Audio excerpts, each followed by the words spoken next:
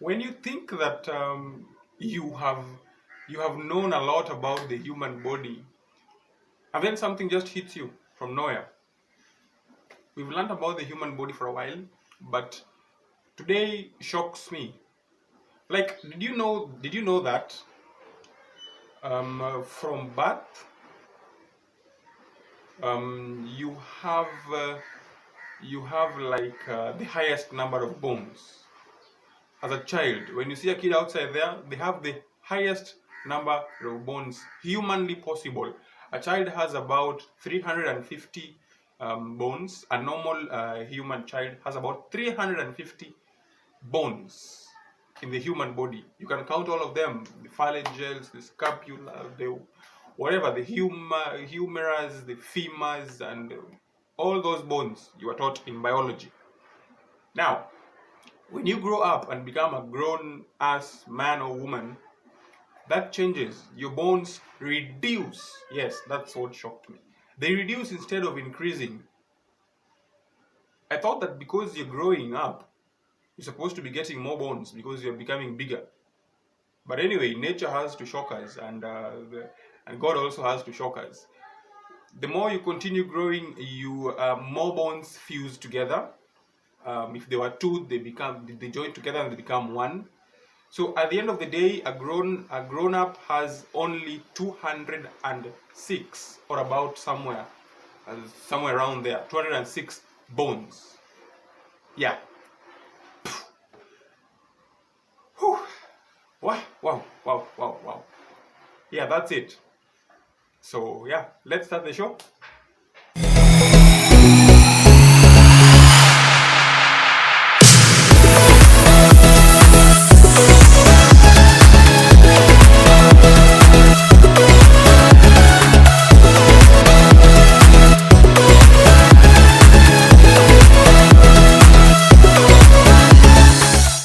Yeah, so guys, welcome yet again to this segment. We're in episode 5 of the Besties in Relationships, and it's been a journey that takes us down around five weeks. So yeah, we're on the right track. Keep engaging with us. As usual, I'm grateful for your support, and yeah, so let's get into it. I hope you've had a nice weekend. I sure did myself. Those who had parties here and there, those who went to church and all that, yeah, good for you.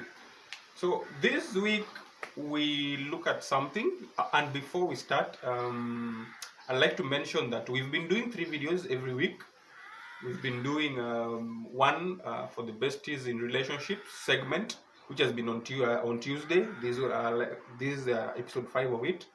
And we've also been doing the gender controversies every week, twice every week, on Thursdays and on Sundays. The Besties in Relationships are normally on Tuesdays. So we've been doing 3 videos every week, but it's taking a toll on me. It's a lot to balance between the channel and my work. So I'll tune it down a little. We'll now be doing the Besties in Relationships, which will be once a week, Tuesday. That will be maintained, and then we would not be doing 2 episodes of the gender controversies. We'll be doing one every week.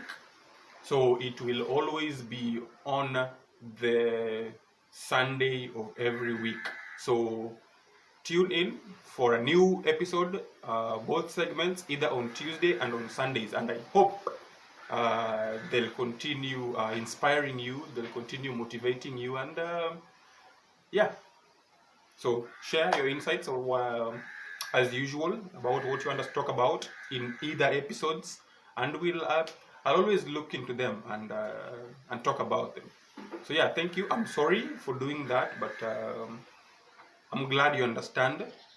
Balancing the channel and work, sometimes it's not so easy. So yeah, welcome. It's a Tuesday, Besties in Relationships, and this week we've been talking so much about besties. I've been telling you about how dangerous they are, how to spot a bestie in a relationships, how to handle them, why people keep them close in relationships as someone who will replace. But we never really discuss. I've never really shared with you who a bestie really is. I know there are some relationships where besties are involved, and people never even realize that these are actually besties. For ladies, they would be saying this a lot. This is my bestie, my bestie, my bestie. But for guys, this doesn't really happen. So today, we do that. We talk about, I tell you, in my opinion, as usual, who a bestie is in a relationship. Who are they? Who are these besties we keep hearing about? Who are these besties I've been talking about? Who are they? The best friends. And as usual, the best friends I normally talk about, the besties, they are usually an opposite gender. So if you're a lady, the bestie is a guy. If you're a dude, the bestie is a lady. So yeah. So who is a bestie in a relationship? Who is a bestie? You're in a relationship with your boyfriend, girlfriend, fiance. You're in a marriage with your spouse. Who is this bestie? Who is this bestie?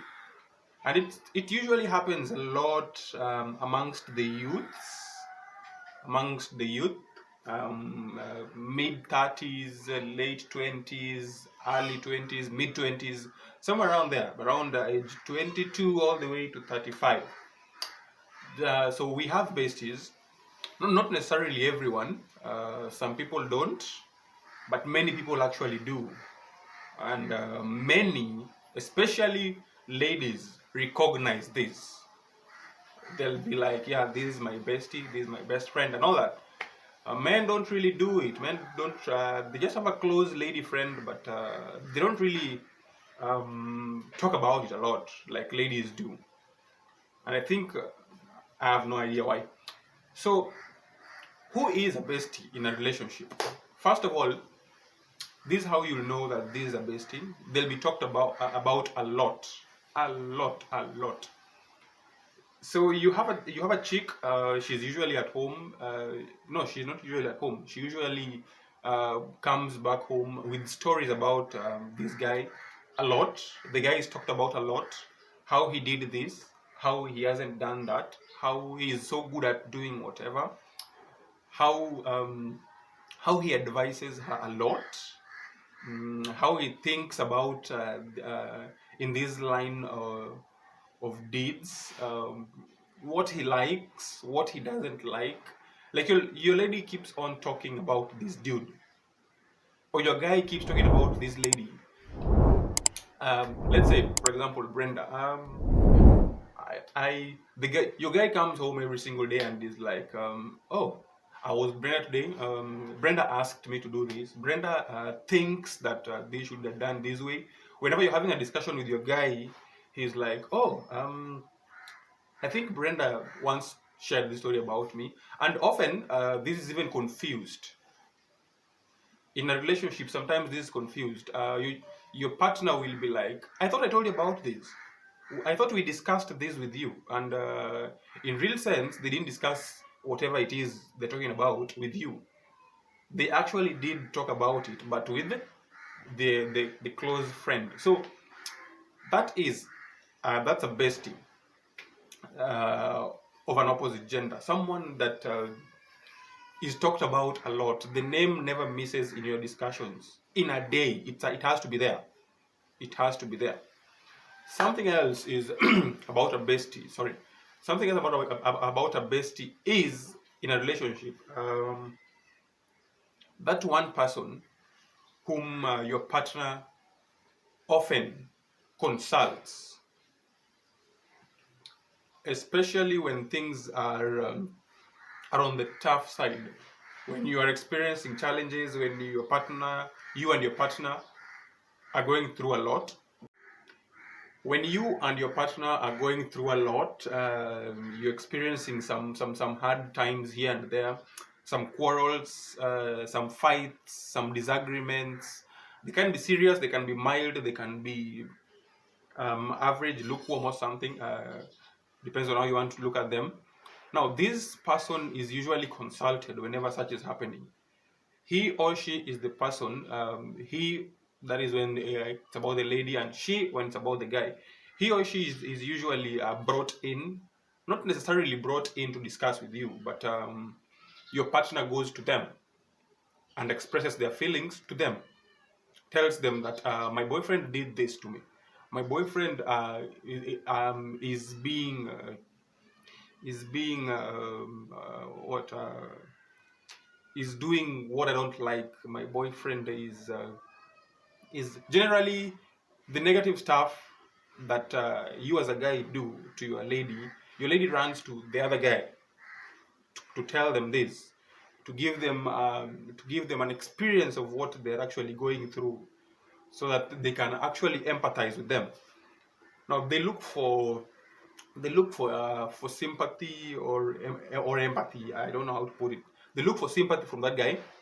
They usually run to him whenever something is hard, and they prefer to do it with them than to do it actually with you. They'd rather have a discussion that is that hard about a relationship or about the job that they're having, which is difficult. They'd rather have that discussion with their bestie than to have it with you, simply because they have come to an understanding, and they have embraced the fact that that person understands them better. That person usually has the best advice. That person usually listens. You don't all you do is, as a lady, sometimes is to nag him. So he'd rather go to that lady, the bestie, the friend, and find room where they can be accommodated. They can express their feelings right there. They can share so deeply than they can with you. That's a bestie. That is a bestie right there. Something else. We live in a century, or a decade, no, a century, where in the 21st century, where technology is everything. It's actually everything. Our lives are there. Our lives depend on it. We can't survive without it, especially our phones and laptops and computers.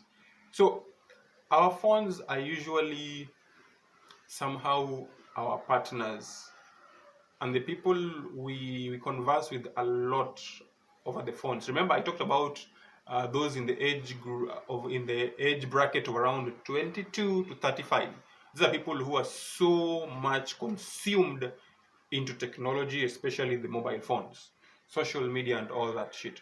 So a bestie is that person that your partner communicates with a lot over the phone. Chats, texts, calls, and they are usually so deep, and they take a lot of time.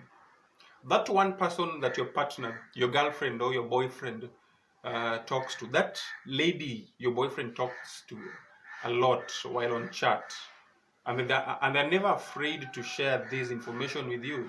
When you ask them, they'll be like, no, I'm talking to Derek. When you ask your lady who she's talking to, they'll be like, no, I'm just talking to Derek. I just want to find out something, or I'm just bored. We're just having a chat with Derek. Or when they're on a call, they'll be like, oh babe, say hi to Derek.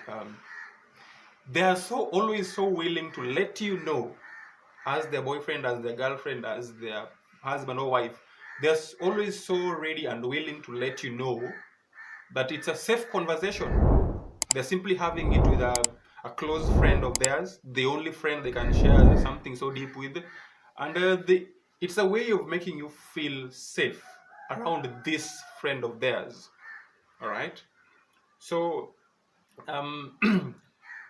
these kind of they're chats that are so long, they go sometimes deep into the night. Sometimes they start so early in the morning that you can't even imagine. The calls are so long, they go more than 30 minutes, and it's always fun whenever they come. Whenever your partner comes away from the phone calls, you'll always notice the change in their mood, the change in their attitude. If they had gone there when they were sad and all moody, they come back from that when they have changed. All right, you might have had a disagreement, they go and have a conversation, and then they come back with this happy face. Or they go there when they're sad, then they come back when they are, you notice that during the phone call they are very happy, but once that phone call is hanged up, once they are off that phone, it's back to that the face. So this is someone that they can change their moods and attitude for over the phones, over the chats. Now that's a bestie. Yeah, that's a bestie. I know we have a lot of friends whom we chat with, we text, we call all the time, through WhatsApp, through normal phone calls, video calls, and all that. We have so many friends, but there is just this one friend whom we constantly call, constantly text. No day goes without talking to them, and they are of an opposite gender. And it's not like it's just always about hi, how you doing, and that's it. No, it usually goes so in the conversations usually go in so deep that they take a while. All right, so it's a daily talk, and every time it's something new. Yeah, so that's a bestie right there. Something else which is usually terrifying, usually something that we need to be careful about. This person whom your partner keeps going out with, they have so many outings together. Sometimes the number of outings they have together beats the number of outings you had with your partner. Let's say in a week, let's say in a month, you can take your partner out, or you can go out with your partner, maybe twice or thrice. But this dude or this lady goes out with your partner almost every other weekend. And during the weekdays, sometimes they come from work and they meet up somewhere. They go for lunch together, or they meet up in some bar, have a drink, talk, chat 1, 2, 3 before coming home. Now they go to movies together, they go on adventures together, such kind of stuff. This I tend to think about this as another relationship outside the actual relationship, because how do you spend so much time with someone compared to your own partner, someone else who isn't part of your own relationship? Going out too much with somebody else of an opposite gender late into the night, sometimes the whole day, most of the days of a week, during most days of a week, that is something that puts a relationship on a test. It actually makes it very dangerous, because any slight mistake can always alter the relationship. Remember, this person, actually all relationships start from those outings. Some of them are dates, some of them are not dates.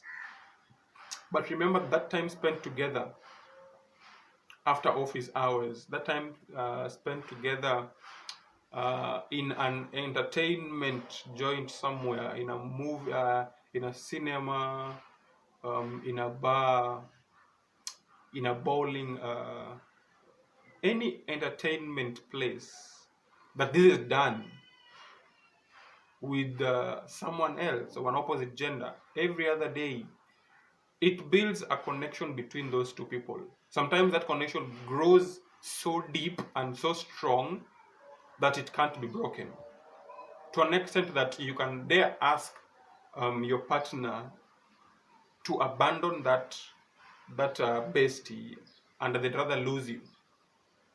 They can, and they're sometimes so deep into a relationship with those people, a friendly relationship, that they're willing to abandon you for them. In many cases, these kind of people, they are those whom your partner met them before you two were actually a thing. So it becomes quite difficult to stop going out with them. It becomes difficult to stop sharing a smoke together, sharing a drink together, sharing meals together, even on the same plate. Sometimes they forget that they're actually in a relationship and they share a plate when they're out together. That's how deep it is. And yeah, that is a best that's a bestie, that's a best friend of an opposite gender in a relationship. So some of these things are risky, some of these things are terrifying, and yeah, they that's that's a best friend. That's a best friend. They are good in some ways, but they're bad in some ways. I've always been for the idea that these people are just partners in waiting. If it's a lady, then it's a girlfriend in waiting. If it's a guy, it's a boyfriend in waiting. And I don't mean girlfriend and boyfriend in the good way, I mean boyfriend and girlfriend in the lover way. The moment you'll be having an issue, the moment you'll cross the red lines, that other person will always come in. And remember, they're always ready and willing to jump right in. I've said this in all episodes. I say this every day. I talk about this with my friends and I tell them the truth. A bestie is always ready and willing to jump into your relationship. No, the moment you leave, it's no longer your relationship. They're always ready to jump into your partner's life and assume your role as a boyfriend or as a girlfriend. So watch out for them. Yeah. And be afraid of them because they're always exactly what you are. Sometimes better. Sometimes better. So yeah, that was it for this week. Besties in relationship. Let's wait for Sunday and do our normal gender controversies. I don't know whom we will be attacking this week, whether it's the guys or the ladies, but watch out. I like to leave the suspense. So yeah,